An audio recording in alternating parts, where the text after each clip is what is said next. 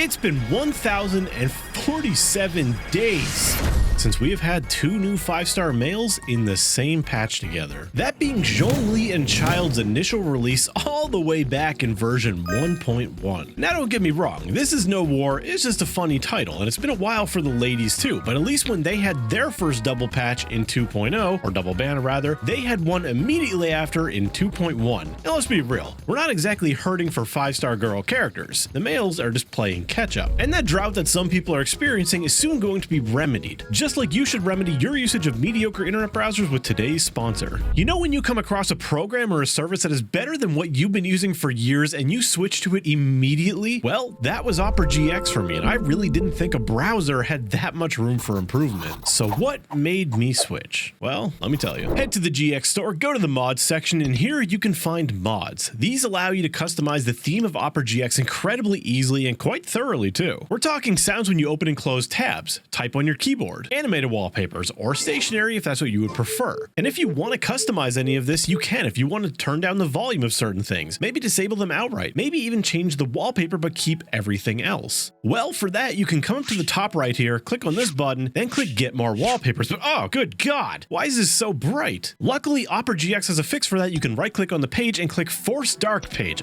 Now my eyes can take a rest. Opera GX also makes switching browsers easy with its very easy to use import feature. Up at the top left here on the Opera logo, you can click that, go to the settings, scroll down to synchronization, and then click import from the browser of your choice. And when it comes to add-ons, you can even download any Google Chrome extension into Opera GX. And my favorite feature, the pop-out video player. Click this button at the top of a video, and then you get a little pop-out mini video player that pins itself to the top of any window you open. This is incredibly useful for when you're trying to follow a guide and you want to just look at it on the exact same screen you're on, or maybe you just don't even have a second monitor. And there's still so many other features. These are just a few of my personal favorites and the reasons that I switched to Opera GX in the first place. So thank you to Opera GX for sponsoring this video, and use my link below to download Opera GX today. Childe and Zhongli are on banner for the first time since their initial release, and just before we get Neuvillette and Wriothesley. Coincidence? Yeah, probably not. Remember when Yoimiya was released on Amber's birthday of all things? Yeah, I think it's pretty clear that Hoyoverse, they like to plan these kind of things out. So it's got me wondering,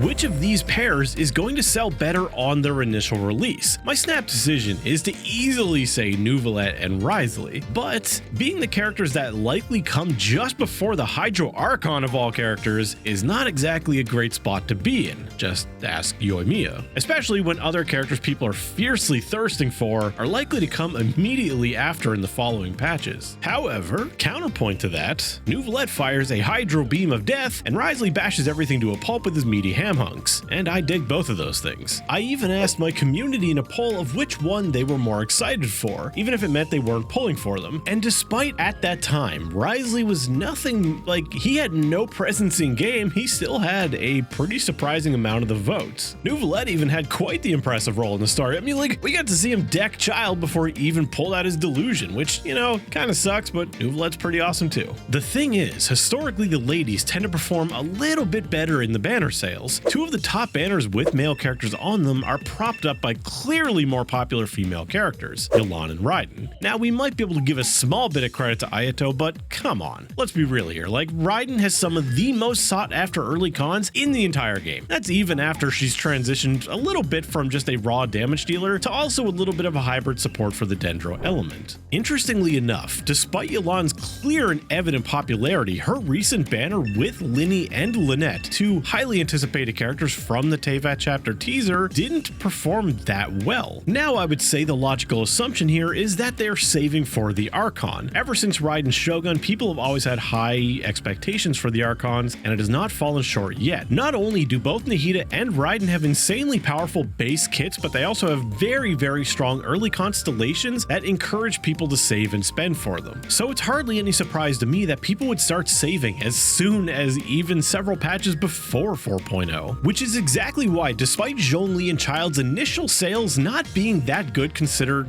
just in the grand scheme of banner sales, I think they actually stand a fair chance against Neuvillette and Wriothesley, unless they end up being monstrously overpowered. If a character ends up being insanely strong, people will always start to pull for it. There's no shortage of people saying that they pull for the character's design or their personality, but it's pretty clear that when you look at banner sales, powerful characters just sell well. But it also helps when they also have very likable personalities, like a character such as Hu Tao. Slap a good couple early constellations on there and now you're really making money. Now, is it possible that Yelan's sales were only bad because people were saving for these two? Sure, I would love to believe that, but let's be real, it's the Archon. Now I think they'll still sell well enough, especially Neuvillette. I mean, he just looks so fun. Now, he might not be everyone's cup of tea. Some people might not like they just hold down a charge attack and just beam everything to death. And then at the same time, I can see people being very reductive to Wriothesley's kit and just saying he's 5-star Hazo.